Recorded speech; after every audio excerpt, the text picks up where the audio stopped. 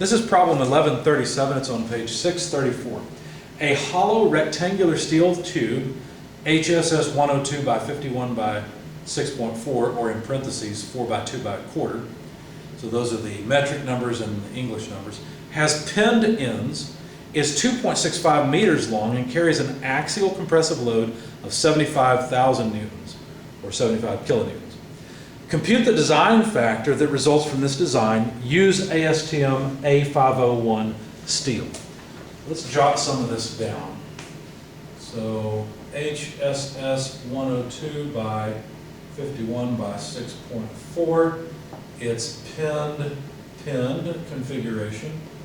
It has a length of 2.65 meters, and the load being applied axially on either end is 75,000 newtons. Material ASTM A501. Of course, the purpose of that is to get the yield strength at 248 megapascals. If you look it up, that's just the property. So we're supposed to find, there's a given, we're supposed to find the factor of safety N. Or I guess I could write it this way, N equals what? How safe is this? Well, remember that this is a standard steel structure, so we should use the design guidelines of the AISI. So let's see, let's find a page number for that.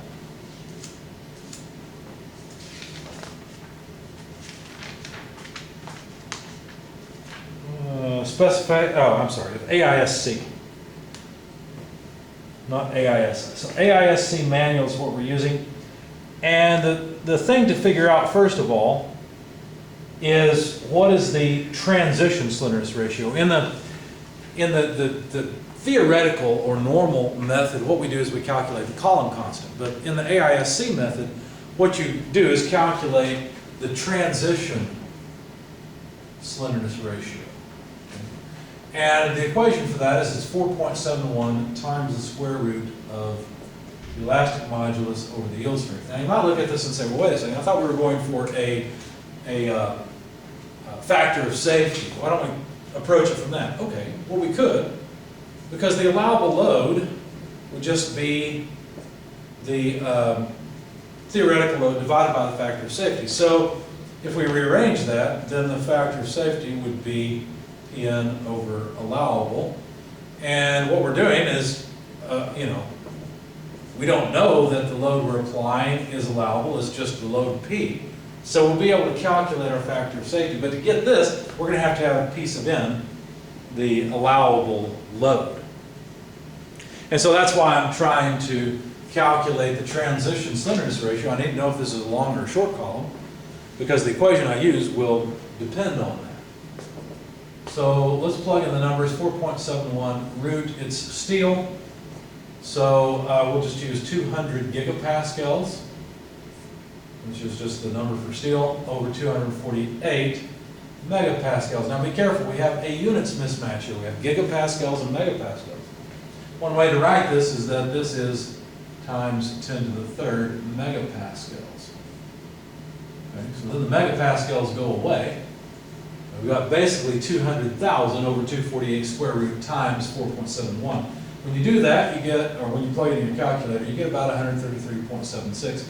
And of course, this is a non-dimensional number, as it should be. Now, the actual slenderness ratio that we have, the effective length divided by the minimum radius of gyration, well, since it's pinned, well, that means that the factor K is equal to 1.0. Okay, so the effective length is just the length. So K times L over R min, 1.0 multiplied by the length. Length was given as 2.65 meters. We need the minimum radius of gyration. Pardon me. So we have to go to the back of the book and look up the properties of this HSS 102. Now this should be a square tube. So HSS shapes, SI units, page 705 is where I'm at. See if that's got what we need. We need 102, and that's either reference row C or D. It looks like it's going to be D because it's by 6.4, which is what we were given.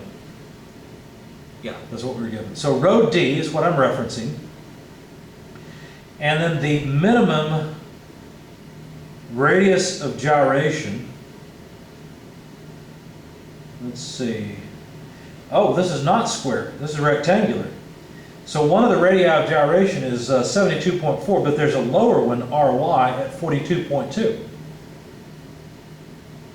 Okay, so it's a good thing I looked this up. So 42.2 is the minimum radius of gyration, and I neglected to look up the units. I think it's millimeters. Let me look at I wrote this out before. I used 19.8. Did I look up something wrong? Maybe I did. Let's find out. It helps to use a piece of paper going across the row, and that may be where I messed up.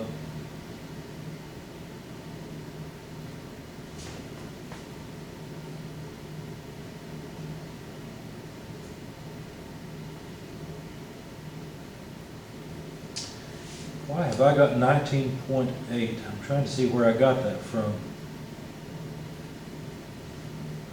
I wonder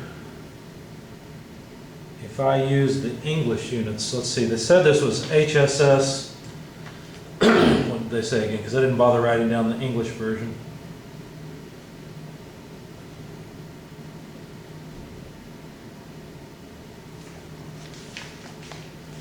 So it was HSS. I should have realized. Oh, I wrote down the wrong thing. This is 102.51. Well, that's what I wrote. Am I on the wrong row?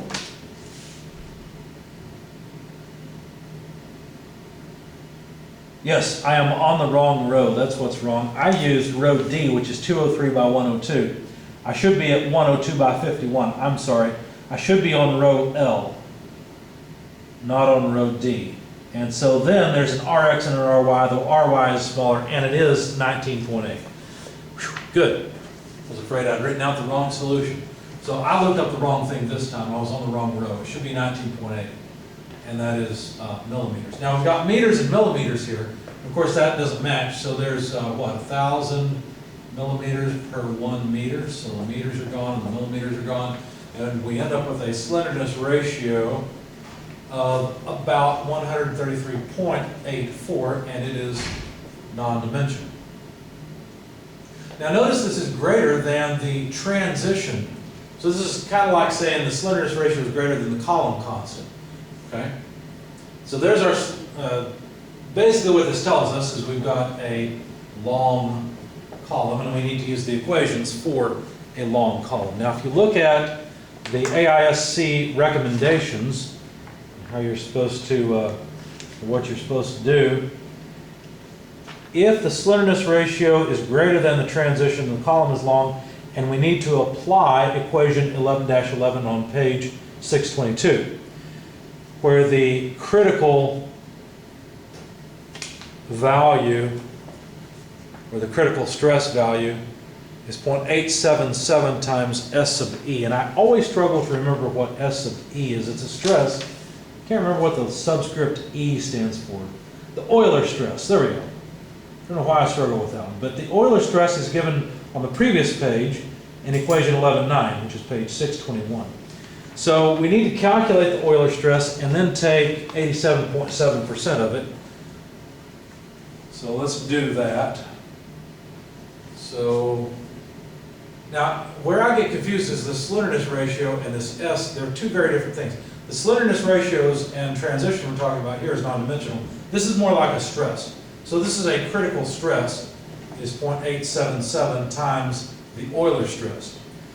Now if we plug in the equation for the Euler stress, 11-9, we'll get pi squared E by the slenderness ratio quantity squared.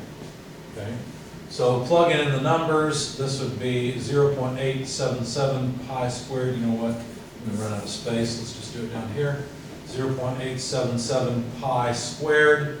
The elastic modulus is still 200,000 megapascals. I'll just go ahead and change gigapascals to megapascals. That takes care of E. The actual slenderness ratio we have is, there it is, 133.84 quantity squared. And so we'll get a critical stress in megapascals out of this equation. When you plug in the numbers, you get about 96.64 megapascals. Okay? Now that's not the load, that's just the stress. So to get the allowable load or the critical load, we take the critical stress and multiply it by the gross area. So when I looked up this, I should have looked up R min, which we have already, 19.8 millimeters. But I should have also looked up the gross area. In other words, what's the cross-sectional area that's available to support this load? So let's see, going back to the properties of that particular cross-section, should have put a marker in it. There we go. Page 705 again, row L. The gross area is 1570 millimeters squared. So let's see, 1570 square millimeters, so millimeter times millimeter. So this is 96.64 megapascals multiplied by the gross area, 1570 millimeters squared. A megapascal multiplied by a millimeter squared is something you should have memorized by now. It comes out to about 151.73. Of course, a megapascal times a millimeter squared is a kilonewton. All right, so now if we want to calculate the factor of safety, we need to take our 151.73 kilonewtons and divide it by the load that's actually applied, which is 75 kilonewtons. Kilonewtons go away because factor of safety should be dimensionless. This is about 2.02. What does this mean? Well, it means that this column will not fail with this load. So that's a good thing. That means that this pin-to-pin column will not buckle. It is a long column, but it will not buckle, so that's a good thing. This will work.